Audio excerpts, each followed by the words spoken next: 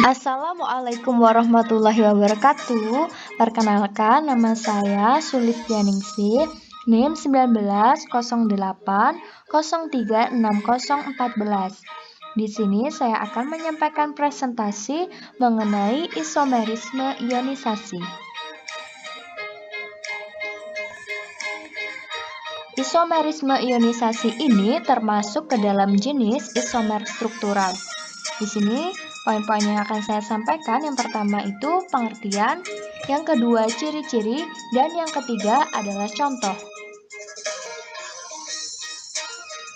Untuk yang pertama, pengertian, isomerisme ionisasi adalah senyawa yang memiliki komposisi kimia sama tetapi pembentukan ion dalam larutannya berbeda. Untuk ciri-cirinya, isomerisme ionisasi hanya terjadi pada kompleks ionik yang mengandung kation kompleks dan anion bukan kompleks. Senyawa kompleks ionik menunjukkan gejala isomerisme ionisasi apabila terjadi pertukaran dua macam ion dengan muatan yang sama atau yang berbeda.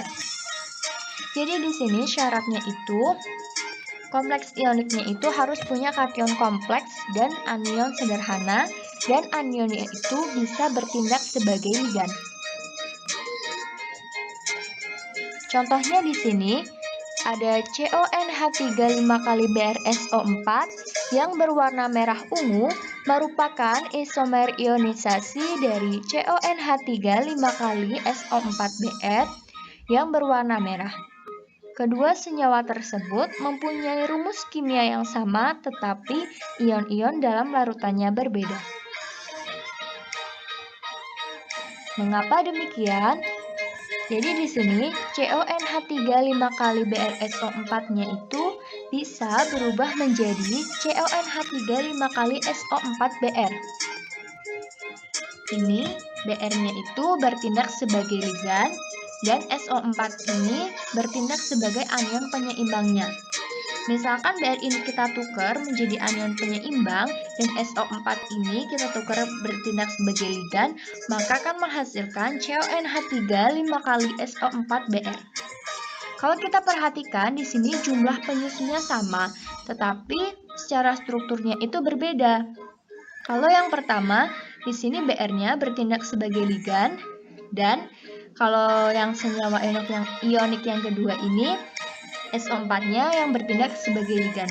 Jadi, yang tadinya ligan akan berubah menjadi non-ligan dan yang tadinya non-ligan akan berubah menjadi ligan. Pada kompleks pertama, Br- merupakan ligan, sedangkan SO42- bukan ligan. Pada kompleks kedua, SO42- merupakan ligan, sedangkan Br- bukan ligan.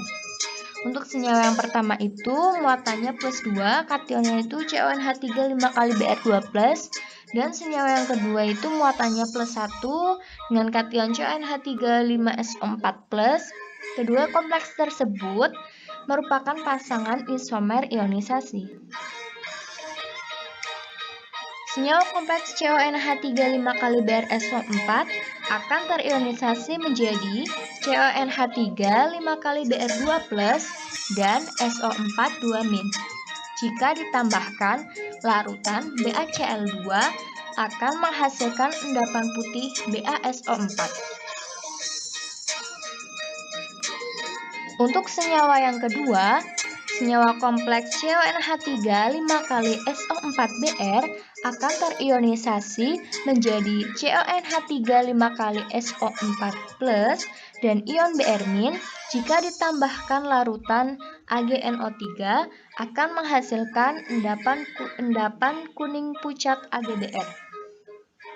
Jadi dari sini kita bisa mengetahui mana anion-anion yang bukan ligan dengan menambahkan reaksi-reaksi tertentu.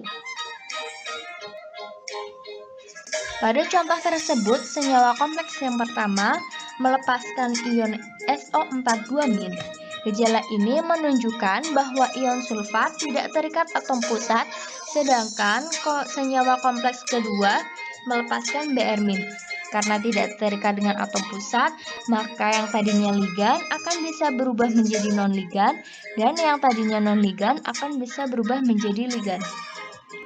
Nah, karena memiliki rumus komposisi kimia yang sama, tetapi jika dilarutkan dalam air akan menghasilkan ion yang berbeda, maka kedua kompleks senyawa tersebut dikatakan isomer ionisasi. Untuk contoh lain, misalnya di sini ada PTNH3 4 kali Cl2Br2 dan pasangannya PTNH3 4 kali Br2Cl2. Ada contoh lagi CrSO4 NH3 5 kali Cl dan CrCl NH3 5 kali SO4. Nah, isomerisme ionisasi ini juga bisa terjadi pada lebih dari 3 senyawa kompleks seperti COEN2 SCN ClNO2, CON2 NOSCN Cl dan pasangannya CON2 SCN ClNO2. Jadi di sini kayak tinggal ditukar-tukar gitu. Yang tadinya ligan jadi non-ligan dan yang tadinya non-ligan bisa jadi ligan. Oke, sekian presentasi dari saya. Semoga bisa dapat dipahami teman-teman semua ya. Terima kasih atas perhatiannya. Wassalamualaikum warahmatullahi wabarakatuh.